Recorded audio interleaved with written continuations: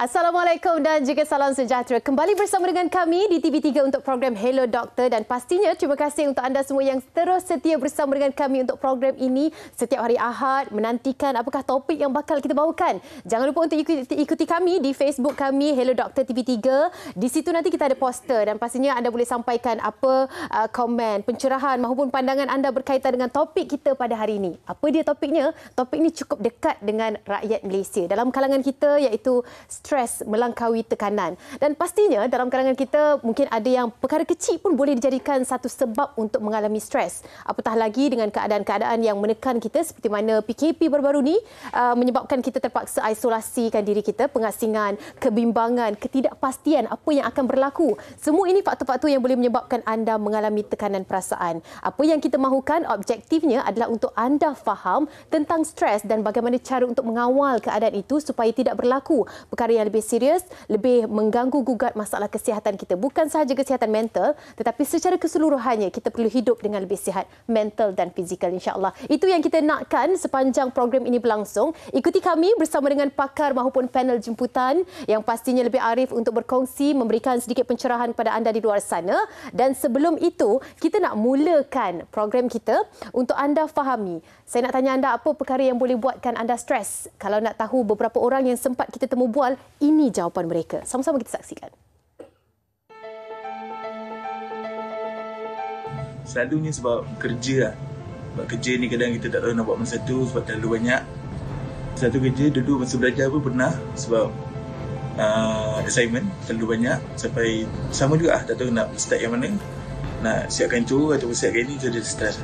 Ada salah satu sebabnya ialah masalah keluarga, masalah percintaan, masalah kewangan. Lagi-lagi di masa pandemik tu memang saya sangat stres lah. Seorang pengacara memang memerlukan saya untuk berada di beberapa tempat dalam satu masa contohnya, dan keadaan itu sebenarnya boleh membuatkan kita stres sebab terlalu banyak komitmen dalam satu masa. Jadi macam mana cara untuk kita atasi stres tu ialah kita perlu susun jadual kita dengan baik dan kita buat checklist. Mana satu kerja yang dah sudah, kita artikan supaya kita susun atur kerja kita dengan baik untuk mengelakkan stres tersebut. Ya, itu antara pandangan mereka. Apa yang menyebabkan mereka stres, dan ada juga yang berkongsi tips bagaimana untuk mengendalikan stres. Sebenarnya pada peringkat awal ini adalah peringkat yang paling mustahak untuk kita fahami bagaimana cara untuk kita mengelakkan diri daripada mengalami tekanan perasaan. Sejurus lepas itu mungkin berada pada fasa yang lebih teruk lagi, depresi dan sebagainya. Kita akan perhalusi satu persatu. Selama 1 jam ni insya-Allah kita akan bawakan satu perbincangan yang inklusif untuk anda fahami tentang masalah stres ataupun tekanan perasaan ini. Terus sahaja saya perkenalkan, hari ini istimewa kita bersama dengan Dr. Norli Abdul Jabbar, pakar perubatan kesihatan awam sektor MES BIPP, kesihatan mental, program pencegahan keganasan dan kecederaan dan penyalahgunaan substans, bahagian kawalan penyakit Kementerian Kesihatan Malaysia. Assalamualaikum doktor. Waalaikumsalam. Saya panjang ya, saya nak memperkenalkan Dr. Norli boleh ya, lebih dekat dengan saya insya-Allah. Okey doktor, terima kasih kerana bersama dengan kami dan pastinya sebagai individu yang berada dalam arena psikiatri yang perlu kita fahami ni, mungkin senang untuk dekat dengan kita lah kan, bahasa yang lebih mudah untuk kita fahami. Terlebih dahulu, apa yang kita perlu faham tentang stres ni? Baik. Bismillahirrahmanirrahim. Alhamdulillahirabbilalamin. Rabbi shrah li sadri wa yassir li amri wahlul 'uqdatam min lisani yafqahu qawli. Baik Anim, pada para penonton di luar sana juga, terima kasihlah menjemput kami untuk slot Hello Doktor ni. Kalau kita melihat kepada stres ni, stres ni seperti mana yang kita lihatlah di sekeliling kita ni banyak stres. Tapi apa dimaksudkan dengan stres itu? Basically is just tindak balas. Tindak balas sama ada fizikal, emosi ataupun minda seseorang itu kepada ancaman. Ancaman, peristiwa ataupun perubahan-perubahan, sama ada perubahan itu yang realiti ataupun yang dibayangkan oleh seseorang. Paling mudahnya kita bayangkan beginilah. Stres tu apabila kita dah letakkan satu harapan ataupun tuntutan ataupun kita kata expectation lah. Tetapi seseorang tu tak dapat nak memenuhi tuntutan tersebut. Dan orang tu akan mendapat stres. Kita frust kan kadang-kadang dan tak masuk pula dengan kita sentiasa fikirkan perkara yang belum berlaku. Kita sentiasa risau tentang apa yang berlaku di musim hadapan. Terutama sekali nak tak nak kita kena sentuh tentang perkara ini iaitu fasa PKP baru-baru ni. Betul. Dan tak mustahil untuk kita mungkin melalui fasa ini jika ada sebab-sebab yang kita dapat kawal kan berlaku dan sebagainya. Jadi untuk pengurusan stres pada ketika itu memang sangat-sangat jelas nampak statistik yang menunjukkan juga hampir 500,000 rakyat Malaysia setakat tahun 2019 mengalami simptom tekanan perasaan ini ataupun stres. Jadi bagaimana yang terkini boleh dikongsikan oleh doktor? Bagaimana tahap stres rakyat Malaysia? Baik. Sebenarnya sebelum PKP pun Nanim, kita memang ada stres. Tetapi apabila berlakunya PKP, ianya berlaku banyak perubahan pada ketika itu. Daripada kita sering kalau pergi kerja tu memang pergi secara fizikal. Tapi dalam keadaan MCO atau PKP tu tak boleh nak pergi kerja. Dan untuk kanak-kanak untuk anak-anak yang bersekolah tu berhadapan dengan guru secara fizikal dah memang tak pernah berlaku dalam sejarah. Norma baru. Kan? Mereka terpaksa berhadapan dengan cara pendidikan yang sangat-sangat tidak normal. It's not a norm. Satu norma yang selama ini kita amalkan. Jadi ia memberikan satu stres kepada semua orang sebenarnya. Orang kata cut across the population. Setiap lapisan masyarakat akan mengalaminya. Malah ianya masalah global juga kan? Ya, betul. Dan bukan setakat itu saja, mereka yang berniaga atau bekerja swasta pun akan mengalami perubahan-perubahan cara kerja dan sebagainya. Dan apatah lagi pada warga emas yang tinggal di luar bandar, yang anak-anaknya tiada bersama mereka, mereka pun mengalami stres apabila terpaksa diisolasikan daripada anak-anak. Alhamdulillah kita ada teknologi. Betul. Cumanya mungkin masih tak sama. Ya, betul. Tak sama dengan apabila kita bersentuhan, melihat kepada mereka secara berdepan dan sebagainya. Betul. Itu sangat berbeza walaupun kita ada teknologi. Okey, pasti ini mengundang kepada jenis-jenis stres yang kita perlu tahu. Tak tahu sebenarnya ada jenis stres kita ingat macam kita stres sebab masalah ni, itu semua dalam kelompok satu stres yang sama. Rupanya mungkin boleh dikongsikan ada jenis-jenis stres yang perlu kita fahami. Baik, doktor. Sebenarnya kita kena lihat apakah punca stres tu, dan perkara-perkara yang menyebabkan stres kita panggil stresor. Okey, stresor ni boleh jadi ianya adalah puncanya daripada dalaman seseorang itu sendiri. Contohnya apa? Contohnya sekiranya personality seseorang tu dia personality type A. Dia memerlukan kesempurnaan. Dia tak boleh perfectionist. Dia tak boleh kata dia nak A tu mesti A. Kalau dia nak straight A's, must be straight A's. Kalau tak dapat straight A's tu, dia akan depress. Keduanya, apabila seseorang itu dia ada low self-esteem, harga diri yang rendah, dia akan rasa stres apabila dia diberikan kurang keyakinan diri. Dan bila kita bagi task pada dia sesuatu projek contohnya, dia rasa tak boleh nak go on, tak boleh nak bawa perkara tersebut. Selain daripada itu, faktor dalaman tu dari sudut biologi. Contohnya kalau selama ni dia boleh bergerak dengan bebas dan boleh bawa kereta, boleh bawa motor, kenderaan, tak ada masalah nak menjalankan perniagaan contohnya. Tapi apabila seorang itu mengalami penyakit, contohnya stroke, dia tak boleh nak bergerak. Malah nak bercakap pun kadang-kadang tu tak boleh. Dan ini memberikan satu tekanan yang berpunca daripada dalaman seseorang tu. Dan keduanya adalah stresor jenis luaran. Yang ni paling banyak lah. Di mana ia boleh juga contohnya dari sudut fizikal. Contohnya kita duduk di rumah flat. Tak ada tempat permainan untuk kanak-kanak contoh. Betul. Mereka terkurung kan. Ataupun rumah tu sempit. Dalam tu more than 4 or 5 people in that one house tu. Tapi biliknya ada 2 saja. Ada anak lelaki, anak perempuan ataupun terdapat gangguan bunyi. Contohnya pukul 2 pagi dengar orang tumbuk sambal belacan contohnya. Kita dengar pun kita dah dapat bayangkan kan. Kadang-kadang masa itulah ada masalah, masa itulah tak sihat, masa tu juga dengan segala gangguan berlaku kan. Jadi pokok pangkalnya doktor, bila kita dah tahu jenis stres, kita kena tahu pula macam mana kita nak melayani peringkat stres itu supaya ianya tidak mengganggu gugat masalah kesihatan kita kan doktor. Tapi nanti kita nak rungkaikan satu persatu. Cuma nak kongsikan bersama dengan anda, kita dapat sambutan juga daripada rakan kita di Facebook untuk kita bacakan soalan ini. Nanti lepas kembalinya daripada kita punya commercial break, kita akan jawab soalan ini. Jom sama-sama kita saksikan terlebih dahulu. Rakan kita di Facebook, Hamdan Arsad, katanya, "Salam doktor, betul ke kalau stres rambut cepat beruban dan muka cepat kedut?" Ketawa doktor kita. Doktor kita sentiasa nampak muda, mungkin ni tak ada stres ni kan. Orang yang selalu nampak beruban, muka kedut tu banyak stres ke? Betul ke tidak? Nanti kita akan jawab doktor ya. Kita nak rehat seketika, kembali selepas ini dalam Hello Doktor.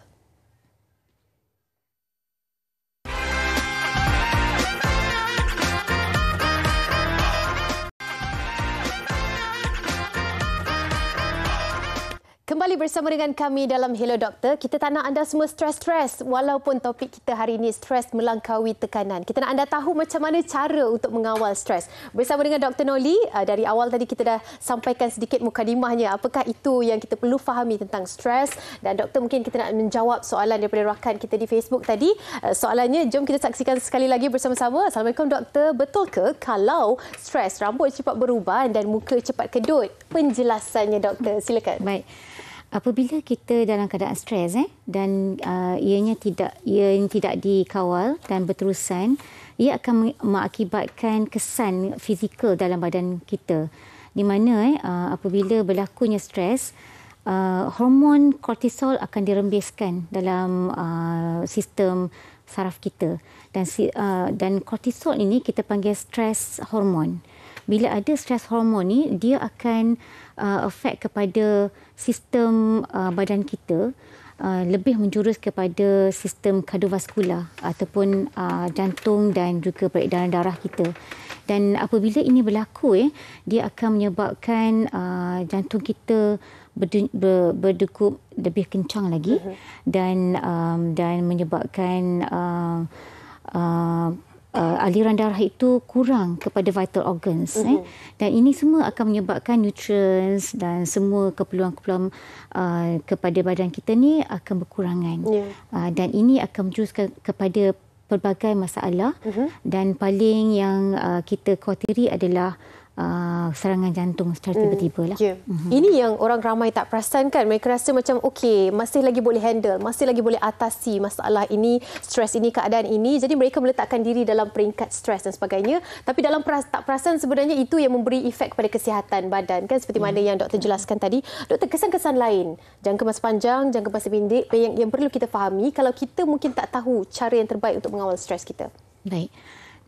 Dalam jangka masa, sebenarnya stres itu Anim, tak semua stres tu adalah negatif. Dalam jangka masa pendek itu, contohnya kita diberi deadline untuk menyudahkan sesuatu urusan. Dan ini akan menyebabkan kita untuk berusaha bersungguh-sungguh untuk mencapai deadline tersebut. Whatever lah projek yang kita diberi, whatever task yang kita telah diberikan. Tapi sekiranya stres itu tidak dikawal dan dibiarkan berlarutan, ia akan menyebabkan satu situasi di mana depression yang berpanjangan dan masalah-masalah yang lebih teruk lagi, dan menyebabkan seorang itu dah tak berminat dah untuk melakukan usual activities atau aktiviti yang disukai sebelum ini. Dan ini akan menyebabkan satu keadaan di mana dia tidak boleh berfungsi secara normal dan tak boleh berintegrasi dengan masyarakat. Dan kita khawatir apabila kita tidak dapat melakukan perkara yang sebelum ini kita lakukan. Contohnya lah, mungkin stamina kita pun dah berkurangan, makan pun tak jaga. Itu pun boleh memberi kesan terhadap tubuh badan kita. Betul. Jadi secara tak langsung kita pun jadi orang yang mungkin tak efektif untuk melakukan kerja-kerja. Apa lagi yang mungkin doktor boleh kongsikan jenis-jenis mereka yang ada simptom-simptom ini terlibat dalam masalah kesihatan tubuh mereka? Okey. Stres dan juga kesihatan mental ni adalah bersangkut paut antara satu sama lain. sekiranya kita lihat kepada keperluan ataupun kesihatan fizikal ni, dia sama penting dengan kesihatan mental. Sekiranya kita tak jaga, dia akan menyebabkan kebimbangan, keresahan dan juga kemurungan. Dan perkara-perkara ini akan menurunkan sistem imun seseorang. Dan seterusnya akan menyebabkan ketidakseimbangan hormon, chemical dalam minda seseorang dan akhirnya akan menyebabkan seorang itu tak dapat berfungsi dengan baik. Walaupun stres tu sedikit kan. Dan ia akan trigger dan dia tak tahu macam mana nak cope. Tak tahu macam mana nak mengawal stres tersebut dan seterusnya akan menyebabkan dia tak dapat nak berfungsi. Sebab kadang-kadang doktor, kita rasa macam kita boleh kawal doktor, tapi sebenarnya badan kita tak boleh kawal. Boleh berlaku macam tu juga doktor? Ya. Boleh jadi. Sebab dia tak seimbang dengan apa yang kita rasakan. Mungkin toleransinya terhadap kesakitan ataupun kepedihan itu tinggi dan tak perasan sebenarnya badan kita sedang bergerak ataupun memberi efek terhadap stres ataupun tekanan tu. Ya, definisi stres itu pun adalah di mana daya tindak seseorang itu tidak setara dengan tuntutan yang telah disetkan tu. Ya, okey, itu dia penjelasan yang cukup baik sekali Dr. Noli bersama dengan kita. Teruskan sampai apa sahaja mungkin pencerahan, pengalaman ataupun pertanyaan untuk anda titipkan bersama dengan kami di ruangan komen di Facebook kami Hello Doktor TV3. Kita nak saksikan ada seorang selebriti ni, dia nak bertanya soalan bersama dengan Dr. Noli kita. Dr. Noli dah sedia nak dengar? Okey. Jom sama-sama kita dengarkan soalan dari selebriti ini. Doktor, saya nak tanya, betul ke kalau kita stres, rambut kita cepat gugur? Risau. Dia kalau dah nama selebriti kan, yang dia risau muka kedut kan, rambut gugur, rambut beruban. Itu sebenarnya bukan selebriti je lah. Ramai di antara kita kan, penampilan ni kalau dah nampak sikit je goyah penampilan itu, dia takut sebab dia takut stres. Itu macam mana penjelasan je mungkin Dr. Noli nak sampaikan? Ya, seperti yang saya maklumkan sebentar tadi pun, yang saya maklumkan, kortisol ataupun stres hormon tu memainkan peranan dan dia akan mengganggu sistem saraf kita dan juga sistem kardiovaskular kita. Dan ini akan menyebabkan kita, sistem badan kita ni dan imun sistem kita akan berubah. Akan down, tak seperti mana kita dalam keadaan ceria. Bila kita dalam keadaan ceria ni, happy hormones is all out. Dan kita nampak lebih bertenaga, lebih ceria, senyum pemanis. Dan kita rasa dihargai. Dan bila keadaan yang positif ni, kita tak ada, kurang rasa cepat letih, lesu. Dan contohnya kalau kita terlalu bermuka masam lah, it's very true that kita akan cepat berkedut lah. Sebab kita bila keadaan masam, otot-otot kita ni, sistem saraf kita ni banyak digunakan. Apabila kita happy, otot-otot yang digunakan untuk muka kita ni kurang. Jadi it's good for us to be in a good mood. Betul. Dan di mana keadaan good mood ni kita dapat pada masa ketika kita dapat stres ni, kita dapat kawal. Dan ini akan membantu kita lah untuk mendapatkan mood yang baik tersebut. Sebab tipulah kalau kita takkan berada dalam stres kan. Pastinya kita akan melalui fasa itu. Pastinya kita akan ada masalah yang kita hadapi. Cuma cara yang terbaik untuk kita mengawal keadaan itu. Supaya kita dapat tahu cara yang terbaik untuk kita mengurangkan tahap stres dalam diri. Okey, kita nak saksikan. Ada lagi rakan kita, Farah AS dari Facebook. Assalamualaikum doktor. Adakah stres adalah salah satu punca seseorang itu menjadi cepat lupa? Alamak, itu macam saya cakap pasal diri saya sendiri. Okey, doktor, betul ke stres ni adalah punca seseorang itu cepat lupa? Seram ni nak dengar jawapan dia ni. Silakan doktor. Banyak yang kita, banyak soalannya ciki lah. Harap-harap ada penjelasannya doktor ya? Ya, seperti saya kata tadi, kalau kita nak bila kita dalam keadaan stres, kita tak boleh nak fokus. Bila tak boleh fokus, kita akan tend to forget things. Kalau kita, contohnya lah, kita nak bergegas, nak keluar rumah dan sebagainya. Padahal spek tu kita dah letak dekat atas kepala kita. dok melilau mencari kat mana spek tu. Itu jadi dengan mask juga. Mask dah letak dah bawah dagu. Mana mask aku tadi kan? Itu pun antara punca-punca kita selalu lupa lah ya. Yes, itu antaranya lah menyebabkan kita tak boleh fokus. Kita bimbang dan penumpuan dia pada apa yang kita nak hadapi. Pada yang kata perubahan yang kita bayangkan akan berlaku ni. Contohnya kita nak pergi ke satu tempat ni. Kita tak pasti kat mana tempat dia. Walaupun kita ada Waze, ada Google Map. Betul, tapi tu setuju. Kadang-kadang benda yang kita nak buat tu terus lupa dah. Padahal baru tadi kita ingat tu.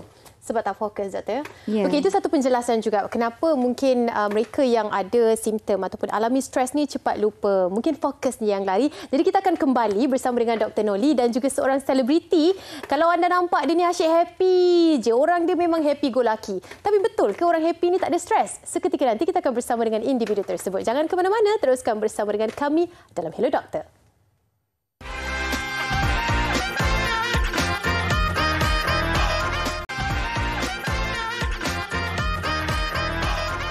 Masih lagi bersama dengan kami dalam Hello Doktor dan saya Ani Mizati akan menemani anda di minit-minit yang orang kata setengah jam lagi lah. Kita akan bincangkan tentang stres melangkaui tekanan. Kenapa kita bincangkan ataupun kita bawakan topik ini? Kerana hampir 1/2 juta rakyat Malaysia mempunyai gejala ataupun simptom tekanan perasaan. Ini satu nombor yang besar ya. Kita nak melahirkan generasi yang sihat mental dan fizikal. Fasa yang pertama sekali adalah kita harus mengetahui bagaimana cara untuk mengawal stres. Masih lagi bersama dengan Dr. Noli di sebelah saya dan kali ini kita bawakan seorang selebriti yang pastinya tidak asing lagi. Sebenarnya tak perlu kenalkan. Haziq Husni. Kena kenalkan lah.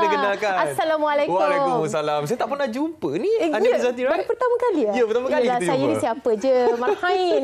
Padahal selalu jumpa kat Meshan. Ya, sahabat saya Haziq bersama dengan kita. Sebab apa kita bawa Haziq ni? Kalau anda tengok dia dekat social media, tengok dia depan-depan, dia dengan saya depan-depan pun memang macam tak ada stres. Kita pelik mana stres dia pergi. Hilang ke? Kita kena cari balik ke Haziq? Alamak.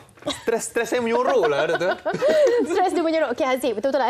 Kita nak fahami kenapa mungkin setengah orang itu dapat bersikap ataupun memberi reaksi yang berbeza terhadap bagaimana cara untuk mengawal stres. Macam Haziq sendiri, secara jujurnya, bagaimana keadaan ataupun situasi, terutama sekali ketika pandemik, pernah ke tidak alami stres seperti mana kita alami kan? Ya, masa pandemik tu, saya stres, saya makan. Saya stres, saya makan. Saya stres, saya makan. Serius lah. Betul. Ya Allah, masa pandemik COVID-19 tu, tahun 2020, berat badan saya naik. Naik. Sebab makan tak berhenti. Lagi-lagi orang hantar food untuk review apa semua. Tapi bila kita duduk kat rumah, saya kena work from home. Daripada masa tu saya on air radio. Okay. Saya kena work from home. Kerja radio dekat rumah ni, penat dan memberikan tekanan yang sangat besar. Persekitaran dah berubah kan? Dengan wifi yang slow. Lepas tu sistem yang digunakan dekat rumah tu pula problem. So bila stres saya makan. Bila stres saya makan. Naik doktor. Naik berat badan. Masa tu saya tengok macam masa tu bolehlah naik 5 kilo turun nanti ni. Lepas tu dah naik sampai 10 kilo. Wow. So saya tahun 2021 saya start diet balik untuk saya kembali kepada asal. Macam dah sedar lah tengok cermin macam Haziq ke ni? Macam gitulah. Saya mula cari cara lain untuk hilangkan stres. Okey, cara lain tu kita berhenti dekat situ sebab kita nak dengarkan apa cara Haziq nanti. Doktor, ada juga saya dengar mereka yang musim PKP memang naik 10 kg, 5 kg disebabkan stres. Stres je makan, Ada yang mengambil cara seperti mana Haziq melayani stres mereka. Jadi macam mana doktor? Komen doktor untuk situasi ini. Baik. Untuk Haziq ni saya tak boleh nak komen banyak lah sebab okey Haziq ada bagi je doktor, bagi je. Bagi tekanan kat saya, bagi tekanan kat saya. Bagi saya depends pada individual lah. Betul. Sebab macam kita ni mungkin dari segi orang kata income lah, pendapatan kita insya-Allah lah memang tak terjejas pun dalam masa PKP. Tapi bagaimana mereka yang memang kais pagi makan pagi. It's very stressful untuk mereka. Pada satu ketika di mana mereka ni mereka tak tahu kat mana nak dapatkan bantuan. Sampaikan kita kerajaan menyarankan untuk mengibarkan bendera putih sekiranya mereka tak ada langsung itu apa-apa. Itu situasi-situasi yang sememangnya sukar untuk kita kawal pada ketika itu doktor kan. Dan mungkin juga tahap ataupun ilmu kita untuk mengawal keadaan stres tu haruslah bermula pada peringkat akar umbi. Bagaimana pandangan doktor? Mungkin silibus-silibus ini perlu disuntikkan pada peringkat awal dalam silibus pendidikan kita supaya kanak-kanak tahu fasa. Sebab sekarang pelajar tingkatan 1, tingkatan 2 yang melakukan cubaan untuk bunuh diri. Kita nampak benda tu dekat dalam news. Kita tak dapat nak elak daripada situasi itu, doktor. Betul. Doktor? Betul, Anim. Sebenarnya everything is start from small sebenarnya. Dan seperti saya maklumkan tadi, stres ni berlaku pada setiap peringkat. Dan untuk perkembangan yang terbaik untuk kanak-kanak ni, keperluan fizikal atau kesihatan fizikal tu sama pentingnya dengan kesihatan mental anak-anak tu. Jadi bagaimana untuk mereka menangani stres tu perlu kita inculcate daripada mereka kecil lagi. Sebenarnya untuk anak-anak ni apa keperluan mereka sebenarnya? Kita bayangkanlah, tak tahu Haziq mungkin ada anak dah kan? Dah. Ani pun ada anak juga. Apa keperluan asas mereka? Kita kena kenal pasti. Setiap orang berbeza-beza. Ya, betul. Tapi yang asas je, anak-anak ni dia nak kasih sayang. Pertama, perhatian, kasih sayang. Dan juga dia nak bermain. Perhatian, contohnya kalau dia nak pergi, dia ada masuk kelab soccer contohnya. Dia nak mak dia datang tengok, ayah dia datang tengok. Perhatian tu je. Kalau dia dapat skor 1 pun, tepuk. Dapat tepukan ataupun dapat pat daripada ayah dia, good job. It's satu situasi yang sangat menggembirakan hati mereka. Itu memberi impak yang cukup besar dalam kebesaran mereka sebagai kanak-kanak. Betul. Dan maknanya ini doktor maksudkan kanak-kanak pun ada stres. Kanak-kanak pun mengalami stres. Mereka pun pandai bercakap stres. Bukan saja kita remaja je yang kata mereka ada stres. Anak-anak kecil pun terutama yang pasal PKP. Di mana saya seperti kita tengok cara pendidikan tu tak sama. Yalah. Mereka akan mengalami stres. Ya, betul. Expectation ibu bapa kata, takkanlah tak boleh nak hadir online kan? Sampaikan cikgu pun kata buka video. Tapi anak-anak ni take the ni tak nak tunjukkan video. Kan? Itu pastinya memberi impak bukan sahaja pada kanak-kanak. Bila kanak-kanak dah tunjukkan mereka cranky ataupun tantrum, ianya akan memberi impak pula kepada ibu bapa. Jadi bila ibu bapa pun stres, satu keluarga itu mungkin akan alami satu situasi yang begitu dingin sekali, ketat sekali. Dan isolasi lah, kita terpaksa duduk di dalam satu bumbung dalam tempoh yang lama. Itu juga cabaran sebenarnya. Betul? Haziq, macam mana Haziq? Satu situasi yang mungkin nak dikongsikan kepada mereka di luar sana. Kita faham setiap orang ni ada tahap stres yang berbeza. Tipulah kalau kata kita ni tak ada alami langsung stres ataupun tekanan itu kan. Nampak macam happy je Haziq ni. Betul ke orang happy ni sebenarnya dia yang banyak stres? Okey, dia tak adalah banyak stres. Diorang ada cara yang lain untuk sembunyikan tekanan dia tu. Okey, macam Haziq, kita pergi kerja. Bila balik kerja, kita akan jumpa anak-anak pula. Betul. Anak-anak dia perlukan perhatian. Macam doktor cakap tadi, perlukan perhatian. Kita kena spend tenaga lagi untuk main dengan anak-anak pula. Tenaga kita dah habis kita buat kerja ni. Betul. Kita dah buat kerja habis. Balik rumah kita kena bekerja lagi untuk anak-anak kita. So, apa yang saya buat? Saya ambil masa. Bila dah sampai rumah, saya park kereta. Saya duduk dalam kereta 15 ke 20 minit untuk relax. It's a good untuk thing. relax dulu. Saya at least saya duduk kejap, tengok phone ke apa ke, untuk saya ambil masa dekat dalam kereta. Baru saya masuk dalam rumah, saya senyum, anak-anak daddy. Kita kembali ceria dekat dalam rumah tu. Itu je yang kita kena, apa orang kata tu, cuba buat. Betul. Ambil masa. Kalau kita buat semua benda tanpa rehat, semua benda kita buat tanpa ada gap, memang stres lah, memang akan ada tekanan. Badan kita pun tak boleh. Badan kita penat. So at least macam kalau kita kena ada nap 15 minit tu pun dah cukup sebenarnya. Betul tak doktor kan? Betul. 15 minit nap ataupun kita perlukan rehat 15 minit ke 20 minit dah boleh bagi kita tenaga balik. Orang kata bateri tu charge lah. Betul. Lepas 15 minit kita tu bersedia charge. menghadapi satu lagi fasa kehidupan kita. Masuk dalam rumah pula. Kerja dengan anak. Karakter kita bukan sahaja sebagai orang yang menghiburkan penonton-penonton, tapi karakter anda sebagai seorang ayah nak hiburkan anak-anak pula lepas ni kan.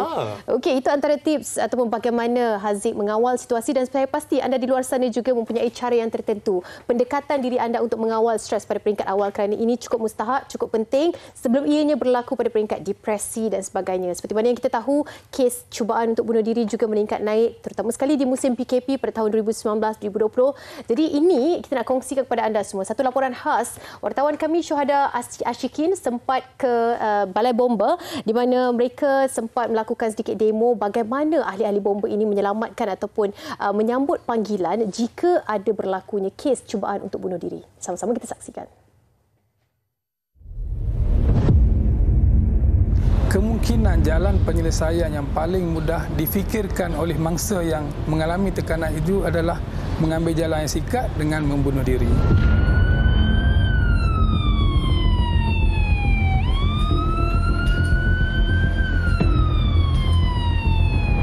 Assalamualaikum.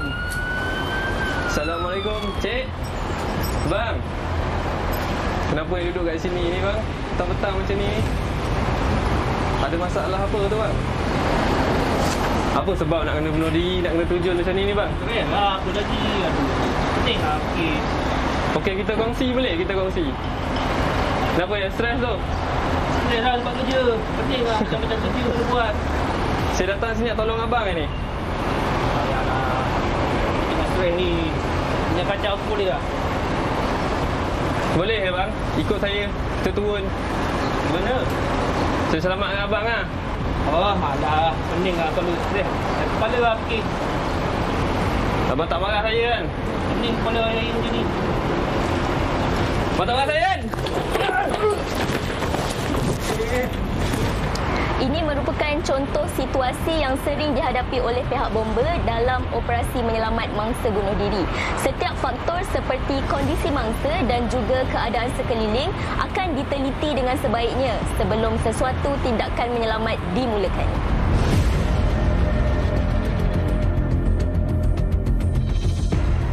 Untuk tahun 2022 ini kita telah menghadiri sebanyak 20 kes berbanding 50 kes daripada tahun 2021. Dengan kadar kematian setakat ini untuk tahun 2022 belum ada kes kematian. 16 yang telah kita selamatkan dengan hanya satu cedera. Okey, jika kita kaji dari segi punca, yang pertama kita lihat berpunca daripada kesempurnaan hidup. Dan punca yang kedua, kita lihat dari segi masalah keluarga. Akibat daripada kesempurnaan hidup dan masalah keluarga, dia memberi tekanan kepada individu tersebut. Kita mempunyai SOP macam mana kaedah penyelamatan kes bunuh diri ini. Yang pertama, kita akan secure the area. Jadi kita memastikan kawasan sekitar itu selamat dan tidak diakses oleh orang-orang awam lah terutamanya, supaya tidak menambah lagi tekanan kepada mangsa. Okay, yang kaedah kedua, kita akan cuba memujuk. Okay, kita cuba memujuk mangsa menggunakan nada yang lembut, memberi nasihat, cuba mengingatkan dia kepada perkara-perkara yang lebih baik, sama ada keluarga dia ke. Dan kita kaedah memujuk ini, kita ada nama term dia, kita panggil carrot stick, yang mana kita buying time, kita cuba delay supaya dia penat, dia letih dan dia mengalah untuk turun dalam keadaan selamat. Dalam masa yang sama, kita membuat menggunakan cara yang lebih agresif. Bermaksud contohnya kita akan buat persiapan daripada tingkat lebih atas, kita terjun dan kita tangkap masa untuk bawa ke tempat yang selamat. Bagi orang awam yang melihat kes bunuh diri ini, segera melaporkan kepada pihak Jabatan Bomba dan seboleh-bolehnya tidak mendekati mangsa. Sebab kita kadang-kadang kita risau kita itu boleh memberi tekanan yang lebih kepada mangsa dan mengambil langkah tindakan bunuh diri. Memang ada kes yang orang awam cuba selamatkan dan mangsa terjatuh ke bawah bangunan lah.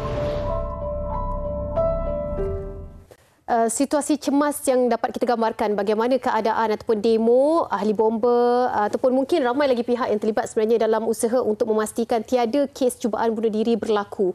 Seboleh-bolehnya kita nak menyelamatkan nyawa, tetapi kalau seseorang itu mungkin berlakunya situasi itu adalah berpunca daripada pelbagai faktor.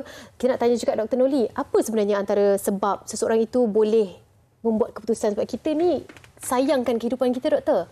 orang nak meragut nyawa sendiri ni pastinya bukan satu decision yang cukup senang untuk dilakukan. Bukan mudah juga untuk mereka membuat keputusan untuk bunuh diri. Apa antara faktor yang menyebabkan keadaan ini berlaku? Baik. Ini soalan yang sangat penting untuk kita ketengahkan pada hari inilah. Semuanya berkisar tentang daripada peringkat awal stres itu sendiri yang kalau tidak dikawalkan dengan baik dia akan menjurus kepada kemurungan.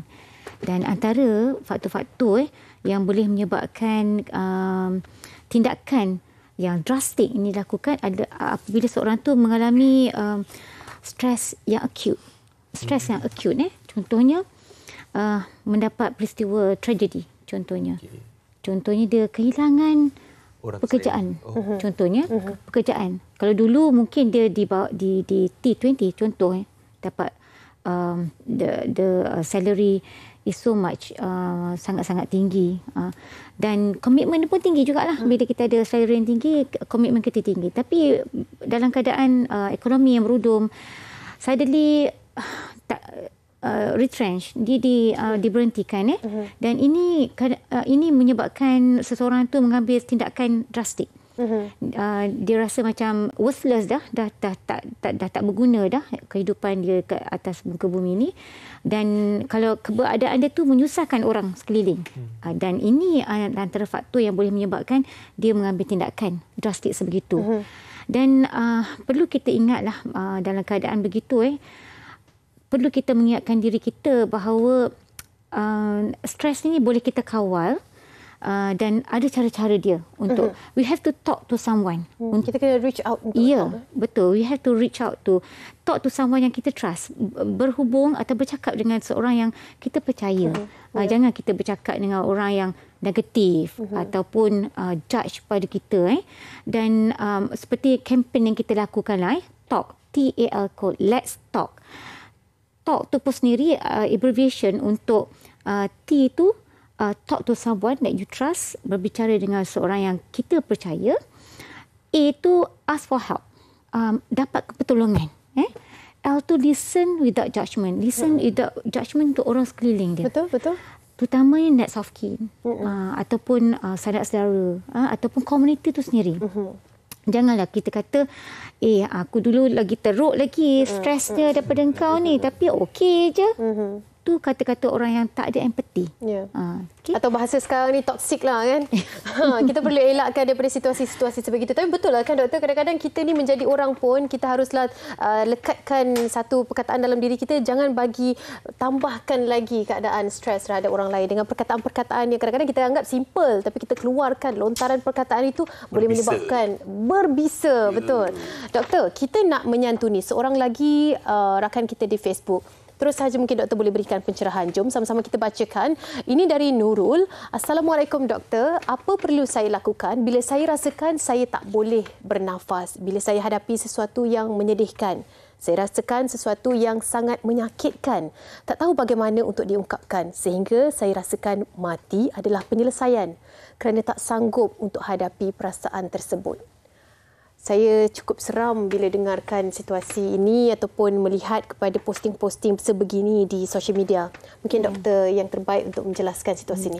Baik Anim, sebenarnya bila kita dapat posting macam ni, jangan kita terus kata, kau ni kenapa? Kita beri negative remarks pada mereka. Sebenarnya keadaan mereka yang menghadapi anxiety, macam Haziq dah beritahu tadi, ni anxiety ni bagus Haziq is very focus. Bila dalam keadaan anxiety, seorang tu akan bernafas dengan tak teratur. Kita panggil hyperventilation. The hyperventilation, kita punya oxygenation dalam badan kita ni tak betul. Lebih banyak carbon dioxide yang masuk. Panic attack. Yes, daripada oksigen yang masuk. Jadi apa yang kita perlu cakap pada diri kita adalah keep calm. Tenang. Dan bernafas dengan teratur. Tarik nafas dalam-dalam sikit. Dan tahan dalam 4 saat. Maknanya kita sendiri, bukan orang lain di sekeliling yang perlu memahami situasi itu. Untuk diri kita. Kita sendiri, kita...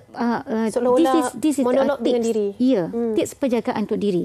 Katakanlah kita seorang-seorang dalam tengah drive. Contohnya, Dan tiba-tiba kita dapat hyperventilation tu sebab kerisauan yang terlampau physically akan berubah, automatic dia hyperventilate.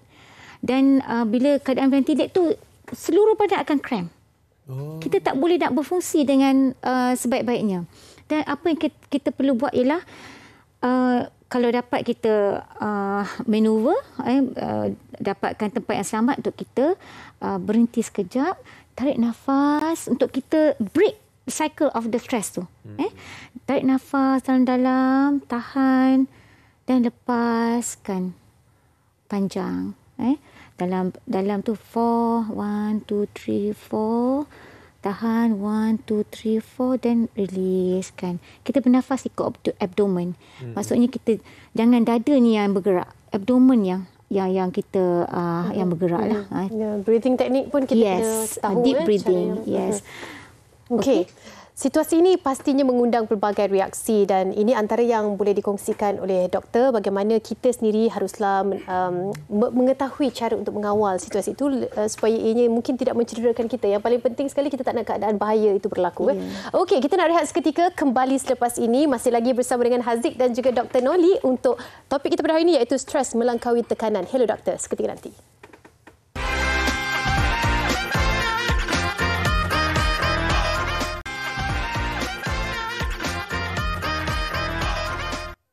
Stres melangkaui tekanan. Itu topik kita yang kita bincangkan daripada peringkat awal. Kita ada Haziq Husni berkongsi pengalaman dan juga Dr. Noli untuk memberikan buah fikiran terhadap topik kita hari ini. Yang penting kita tak nak penonton kita stres. Kita tak nak penonton kita mengalami depresi. Betul tak? Okey Haziq. Kita nak tanya juga Haziq sebab sebagai individu yang berada dalam arena industri hiburan ini yang kalau kita tengok baru-baru ini juga news kan, berita ramai dalam kalangan sahabat-sahabat kita dalam industri juga mengalami situasi stres, tekanan dan sebagainya.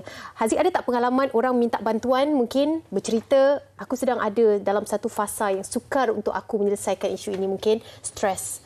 Wow, ramai, sangat ramai sebenarnya. Daripada musim PKP lagi, ramai yang datang untuk ceritakan masalah dan meminta bantuan. Ya, bagaimana reaksi Haziq? Ada yang saya dapat bantu, yang mana saya boleh bantu, saya bantu. Masa itulah. Sebab kalau kita nak bantu semuanya, mungkin kita tak mampu. Betul lah, betul. Siapalah kita. Tapi yang mana kita dapat bantu, kita bantu. Saya cuba bantu. Ada yang masa tu baru dapat anak. Baru dapat anak yang mengalami tekanan sebab tak dapat nak beli susu, lampin, barangan keperluan. Memang sangat-sangat ramai. Sampai sekarang pun sebenarnya ni ramai yang ada masalah begitu. Dan kebanyakan benda yang menyebabkan tekanan tu adalah kewangan. Yalah, betul. Kewangan. Sebab komitmen mereka mungkin dah ada pada tahap yang tinggi kan. Ya. Lagi-lagi sekarang kita tahu macam mana harga barang naik. Haziq mungkin ada nasihat-nasihat yang selalulah Haziq bercakap dengan mereka secara bro talk macam mana Haziq bercakap itu kadang-kadang dapat mengurangkan masalah seseorang. Kadang-kadang kita bukannya nak dengar solusi pun. Kita bercerita tu sebab kita nak ada bahu yang mendengar masalah tu. Betul. Sebenarnya bila kita dapat seseorang ataupun satu masalah yang datang tekanan kat kita tu, kita bukannya kena bagi dia solution pun dulu. Setuju. Kita jadi pendengar dulu. Kita jadi listener. Dengar dulu apa yang dia nak cakap tu. Okay, kita dengar. Kalau kita menyampuk, akan bagi dia tekanan yang lebih. Betul. So, better kita dengar dulu apa masalah sebenar dia daripada A to Z. Barulah kita bercakap. Tapi jangan kita bandingkan masalah kita dengan dia. Betul. Masalah yang kita hadap tu mungkin besar tapi kecil bagi dia. Tapi masalah yang kecil bagi kita mungkin besar bagi dia. Tak semua orang sama. So kita jadi listener. Mungkin kalau lepas ni dah tak nak jadi host, tak nak jadi TV, mungkin boleh jadi kaunselor? Saya dah tanya doktor tadi ada kerja kosong tak? Doktor kata ada. Doktor, pandangan doktor untuk situasi ini. Kadang-kadang mereka bercerita bukan mereka nak dengar solusi doktor kan, mereka nak ada tempat untuk mengadu nasib. Adakah ini juga yang dialami oleh doktor apabila ada individu yang datang berkongsi masalah, tindakan yang terbaik untuk kita lakukan doktor? Baik. Sangat betul sangat benarlah apa yang Anim dan juga Haziq maklumkan tadi. Sebenarnya sometimes kadang-kadang mereka hanya perlukan untuk mendengar saja keluhan mereka. Dan apabila mereka berbicara, pada masa itulah mereka nampak mungkin kekuatan dan kelemahan diri mereka. Dan kemungkinan pada masa itu hanya kita mendengar saja, mereka sendiri mendapat solusi untuk apa-apa isu atau masalah mereka hadapi. Kan dengan mungkin perbualan itu sendiri walaupun tidak ada yang memberi reaksi, daripada luahan hati itu mereka tahu macam mana untuk bertindak selepas itu kan. Jadi yang paling penting doktor, mungkin kita tak boleh ada sifat denial Kita tak boleh sifat denial yang macam kadang-kadang orang tak perasan yang mereka sebenarnya stres. Ada juga situasi. Ya, betul Tuan Nim. Sebenarnya ya, bila kita stres, kita akan mengalami tanda-tanda stres tu, sama ada anxiety ataupun depression. Dan rata-rata lah dalam masyarakat kita ni masih ada lagi stigma terhadap kesihatan mental. Apabila dengar saja kesihatan mental tu, terbayang perkataan yang gila lah ni. Yes. Apa saya sebutkan doktor macam dia, doktor tak nak sebut perkataan tu, bisa sebutkan doktor. Betul ini stigma masyarakat kita. Ada masalah mental ataupun kesihatan kita yang melibatkan mental, gila lah tu orang. Kadang-kadang masyarakat lebih bersedia untuk mengatakan bahawa next of kin dia ataupun anak-anak dia mengalami buatan orang ataupun disihirkan, rather than kata perlukan dapatkan rawatan oleh doktor dan ataupun kaunselor ke untuk intervensi. They are more acceptable untuk dilabelkan sebegitu daripada mengatakan saya mengalami masalah emosi sekarang ni, ataupun terdapat gangguan-gangguan dalam fikiran saya yang saya perlukan perlu dapatkan rawatan. Bagi mereka bila dapat gangguan tu, definitely is something supernatural ataupun gangguan sihir dan sebagainya. Itu yang paling kita khawatir. Doktor, kita nak tutup perbicaraan kita dengan cara yang terbaik untuk menangani stres. Cara ringkasnya doktor boleh sampaikan kepada kami, silakan. Okey, cara-cara untuk menangani stres itu ada pelbagai dan ianya tidaklah berturutan yang akan saya sebut ni tadi. Apa yang kita sarankan ni very simple, yang kita boleh amalkan is 10B. Ingatkan 10B ni. Pertama B yang pertama ialah bersyukur. Apa-apa pun yang kita dapat sebenarnya kita kena bersyukur. Hari ini kita dapat bernafas dan diberi peluang untuk kita menghadapi kehidupan kita. Keduanya, kita bicara dalam diri kita. Berbicara, berkata apa sebenarnya yang kita hadapi dan bagaimana kita nak mencari penyelesaian untuk isu atau masalah mungkin kita hadapi. Mungkin talian-talian yang terbaik untuk dikongsikan untuk mereka tahu ada talian yang boleh membantu mereka mendengar masalah. Ya, betul. Kementerian Kesihatan Malaysia telah mewujudkan talian bantuan sokongan psikososial MHPSS semenjak 25 Mac 2020 apabila pandemik COVID-19 ini berlaku. Dan ini adalah dengan kerjasama Badan Bukan Kerajaan Mercy dan di mana kita boleh tayangkan di kaca talian bantuan tersebut. Seperti mana yang anda dapat saksikan, inilah merupakan talian sokongan psikososial yang boleh sama-sama kita screenshot sekarang ni. Haziq pun dah pegang 10B. Ya, 10B tu. Dia sebenarnya kipas, nafas. Tapi itu antara yang... ni kipas sebenarnya, doktor. Cuba kipaskan, Haziq.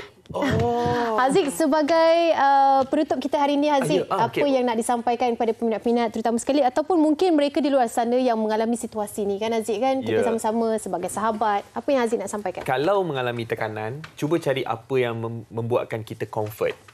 Apa yang membuatkan kita selesa dan boleh lupakan sedikit tekanan kita tu. Contoh, comfort friend. Kita ada kawan yang buatkan kita comfort. Comfort movie. Movie cerita yang membuatkan kita tenang, membuatkan kita selesa, dapat escape. Comfort food. Comfort food, makanan yang boleh membuatkan kita rasa macam puas kita makan. Dan yang paling penting, kalau ada masalah, kalau ada apa-apa tekanan, berzikir, beribadah, cuba berdoa, ambil air semayang untuk kita bercakap dengan Yang Maha Esa. Betul. Itu yang paling penting. Sebenarnya kita ada tempat yang tak pernah tutup 24/7 per hour. Kan semua kita boleh kongsi, insya-Allah. Terima kasih banyak-banyak Haziq Husni bersama dengan kita untuk Hello Doktor pada hari ini.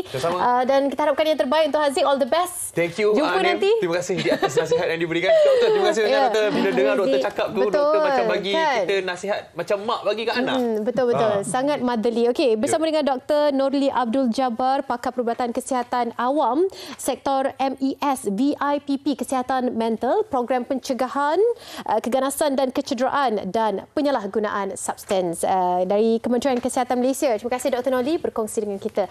Kepada anda semua, terima kasih kerana sentiasa menyokong kami. Hello Doktor, insya-Allah akan bersama dengan anda untuk minggu hadapan untuk pelbagai lagi topik berkaitan dengan kesihatan dan keluarga. Assalamualaikum, saya Nimzati.